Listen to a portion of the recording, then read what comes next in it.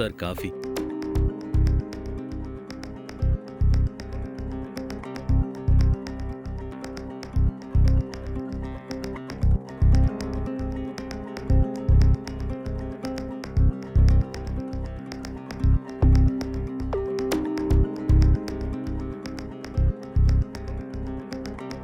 మీరు చేసింది కరెక్ట్ కాదు సార్. నాకు నచ్చలేదు. అవును సార్, మీరు అను విషయంలో సరిగా ఆలోచించడం లేదు, ప్రవర్తించడం లేదు. నా మాటలు మీకు బాధ అనిపిస్తాయి సార్, కానీ మీరు చేసిందేంటి సార్? అను గురించి తెలుసుకోవడానికి ఎంతో కష్టపడి సింధుని తీసుకొచ్చారు. ఆ ఉమాదేవికి ఫోన్ చేసి అను గురించి చెప్పకపోతే మీ కూతుర్ని చంపేస్తానని చెప్పుంటే ఈ పాటికి మన అను మన ఇంట్లో ఉండేది. అవును సార్, మీరు ఇలా ప్రవర్తిస్తే వాళ్ళు నిజం చెప్తారనుకుంటున్నారా? ఇలా బ్రతిమాలితే అనును అప్పగిస్తారనుకుంటున్నారా? ఎట్టి పరిస్థితుల్లో మీరు అనుకున్నది జరగదు. అందరూ మీలాగా ఉండరు సార్. వాళ్ళ స్వార్థం కోసం ఏమైనా చేస్తారు, ఎంతకైనా తెగిస్తారు. రాజకీయంగా పలుకుబడి ఉన్న కుటుంబం అది. కొడుకు జైల్లో ఉన్నాడు. మీ కన్యళ్ళని ఎందుకు పట్టించుకుంటారు సార్? మళ్ళీ చెప్తున్నాను సార్, ఇలా సింధుని గాని ఉమాదేవిని గాని బ్రతిమలాడితే పనులు జరగవు సార్. ఆ అమ్మాయిని భయపెట్టుంటేనే బాగుండేది సార్. తప్పు చేశారు సార్.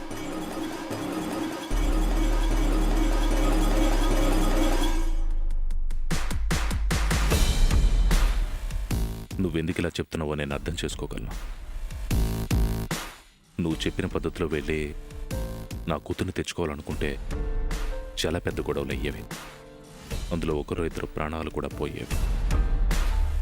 ఎస్ రవి, నాకు నా కూతురు మీద ఎదుటి వాళ్ళని చంపేంత ప్రేమ కూడా ఉంది. ఆ పద్ధతి కరెక్ట్ కాదనే నేను దూరంగా ఉన్నాను. నాకంటూ ఎవరూ లేనప్పుడు అలాంటి పని చేస్తే ఏ సమస్య రాదు, ఎవరికీ ఏ బాధ కలగదు. కానీ నన్ను ప్రేమించే అను నాకుంది. నా కూతురు కోసం నేనెవరినో కొట్టో చంపో జైలుకు వెళితే అను ఉన్నా ఏం లాభం, తిరిగొచ్చినా ఏం లాభం? నా ప్రేమను నా కూతురికి పంచలేను, తన ప్రేమను నేను అందుకోలేను. అను కోసం ఆలోచిస్తూ నేను జైలు లోపల, నా కోసం బాధపడుతూ నా కూతురు బయట. ఇదంతా దేనికోసం రవి? ఇలా వెనక తగ్గి మీరు మాట్లాడడం నేను మొదటిసారి చూస్తున్నాను సార్. మీరేనా సార్ ఇలా మాట్లాడేది? బాధ్యత బంధం మన మీదున్నప్పుడు అడుగు వెనక్కు వేయడం తప్పదు రవి. నేను తండ్రి బంధంతో బాధ్యతగా మాట్లాడుతున్నాను. నేను ఆవేశపడితే జీవితాంతం బాధ తప్ప ఇంకేం మిగలదు. నా కూతురు క్షేమంగా నా దగ్గరకు రావాలి. వాళ్ళు నా బాధను అర్థం చేసుకునేలా చెయ్యాలి.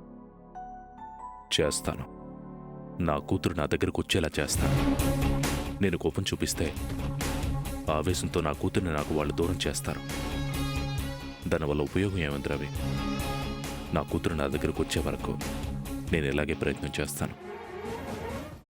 అమ్మా, అలాంటి వాళ్ళది నిజమైన ప్రేమ కాదు, అది వ్యామోహం. ఎగ్జాక్ట్లీ చిన్నత్త. నిజంగా ప్రేమించుకున్న వాళ్ళు అలా చేయరు. ఎంత మనసు విరిగిపోతే కన్న కూతుర్ని పట్టుకొని మా దృష్టిలో చచ్చిపోయా ఉంటుందా తల్లి? అది సరే అమ్మా, తన కూతురుతో తన మాట అనేటప్పుడు ఆమె మాటల్లో వ్యథ, కళ్ళల్లో బాధ గమనించావమ్మా? పెద్దబాబుకు బర్త్డే విషెస్ చెప్పు కూడా వెళ్ళాం కదా. ఊరికే ఎలా కాలిపోతుంది? మంట పెడితేనో పడితేనో తగలబడుతుంది.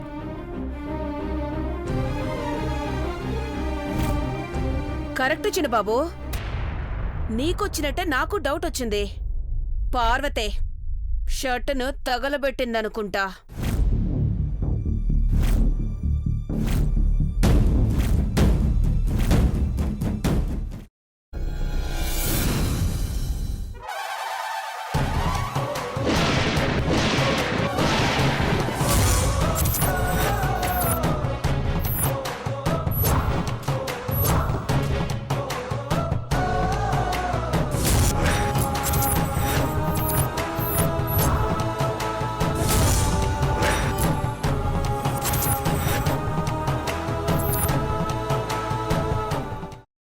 వేసుకున్న తర్వాత పొట్టు తీసేసి చాప్ చేసి పక్కన పెట్టుకోవాలి. ఒక ప్యాన్లో కొద్దిగా నూనె వేడి చేసి అందులో ఆవాలు, మినప్పప్పు, శనగపప్పు, కరివేపాకు, సన్నగా తరిగి పెట్టుకున్న ఉల్లిపాయలు వేసుకుని 1 నిమిషం పాటు వేయించుకోవాలి. ఆ తర్వాత కాల్చి కట్ చేసి పెట్టుకున్న వంకాయని కూడా అందులో వేసుకుని బాగా మిక్స్ చేసి బౌల్లోకి ట్రాన్స్ఫర్ చేసుకుని అందులో తగినంత చిక్కటి పెరుగు లేదా పల్చటి పెరుగు వేసుకుని మిక్స్ చేసి అన్నంతో కానివ్వండి, చపాతీతో కానివ్వండి సర్వ్ చేసినా చాలా బాగుంటుంది.